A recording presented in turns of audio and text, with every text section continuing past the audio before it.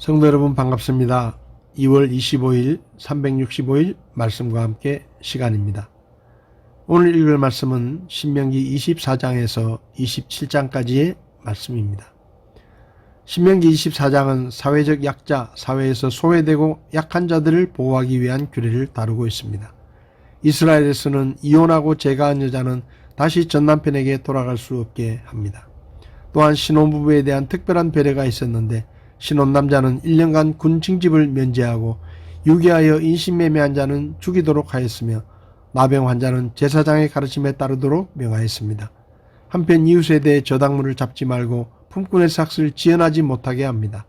처벌에 있어서는 연좌제를 금지하고 재판 시에는 공정해야 하며 추수 시에는 객과 과부, 고아를 위해 일부를 남겨놓으라고 하십니다.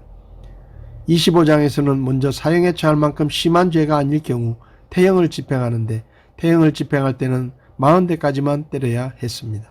그리고 곡식 떠는 소의 입에는 망을 씌우지 말라고 하십니다. 가문의 후사가 끊어지는 것을 막기 위해 계대결혼법을 취하게 하셨고 남자의 음낭을 잡은 여자는 손을 잘라 풍기문란을 방지하라고 하셨습니다. 또한 상거래 시에는 도량형을 속이지 말고 공정하게 거래하도록 명령하십니다. 마지막으로 하나님 두려워하기를 거부하고 이스라엘의 가나안 입성을 방해하는 아말렉 족속을 철저하게 멸하라고 명하십니다. 26장에서 모세는 이스라엘이 가나안 땅을 소유했을 때 실행해야 할 두 가지 의식에 대해 전합니다. 무엇보다 26장은 모세의 설교를 마무리하는 부분으로 지속적으로 강조해오던 하나님 사랑과 이웃 사랑에 대해서 다시 한번 강조합니다. 먼저 모세는 토지 소산의 봉헌에 관한 규례를 언급하는데 이스라엘 백성들은 가나안에 들어간 후 얻은 첫 소산물을 하나님께 바치며 이집트에서 구원하시고 가나안 땅으로 인도하신 하나님의 은혜에 감사해야 했습니다. 그리고 3년마다 모든 소산의 11조를 내야 했는데 그 11조는 객과 고아 등의 사회적 약자를 위해 쓰며 하나님의 계속적인 보호하심을 바라는 기도를 드려야 합니다. 마지막으로 모세는 이 모든 규례를 지키면 하나님께서 이스라엘을 모든 민족 위에 뛰어나게 하실 것이라고 합니다. 27장부터 모세의 세 번째 설교가 시작됐는데 모세는 이스라엘 백성이 가나안 땅에 들어가서 언약의식을 행하는 것을 내다보며 설교합니다. 그래서 이스라엘 백성들이 가나안에 들어갔을 때는 반드시 이행해야 하는 규례 두 가지를 명령하는데 그것은 하나님께 제사드릴 제단을 쌓는 것과 율법의 순종과 불순종에 대해 선포하는 축복과 저주에 관한 규례입니다. 약속의 땅에 들어가는 날 율법을 기록한 큰 돌들을 세우고 제단을 쌓아 번제와 화목제를 드리라고 명하십니다. 이어 에발산에서 온 백성이 모여 율법에 복종할 것을 서약하는 의식을 거행하고 준수 여부에 따른 축복과 저주가 선포됩니다. 오늘 말씀에서 제 마음에 와닿은 말씀은 신명기 24장 19절 말씀입니다. 내가 내 밭에서 수확물을 뺄 때 곡식단 하나를 밭에서 잃어버렸거든 다시 가서 그것을 가져오지 말라. 그것은 나그네와 아버지 없는 자와 과부를 위한 것이 되리라.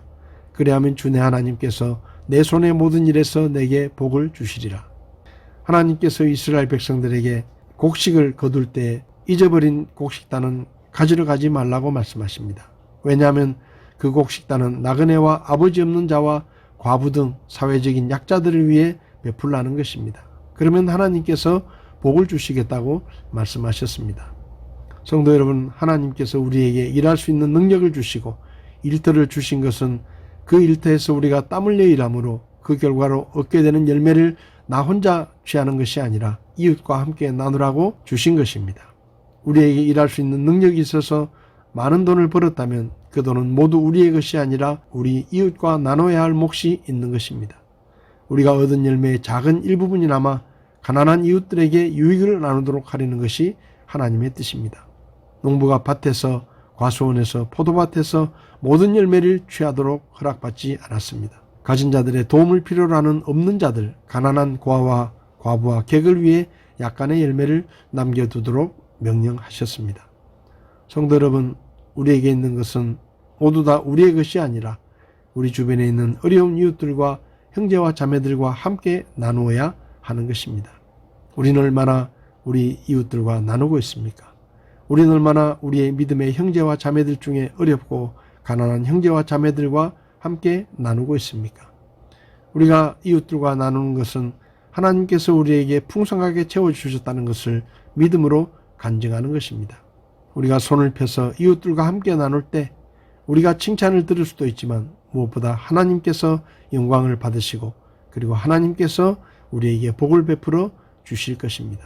성도 여러분, 오늘 하루 혹시 우리가 나누어야 할 이웃들이 우리 곁에 있는지, 우리 주변에 가난한 형제와 자매들과 우리가 나누어야 할 것이 있는지를 생각해보고 생각이 난다면 어려운 이웃들에게, 어려운 형제와 자매들에게 베푸는 오늘 하루가 될 수 있기를 바랍니다. 식사 대접 한번 하는 것도 그들을 위해 베푸는 것이고 어려운 형편에 도움을 주는 것도 그들을 위해 베푸는 것입니다. 하나님께서 우리가 어려운 이웃들에게 베풀 때 우리에게 더 큰 복을 주신다는 것을 기억하고 이웃을 돌아보는 우리 모두가 될 수 있기를 바랍니다. 2월 25일 365일 말씀과 함께 오늘도 함께 해주셔서 감사합니다.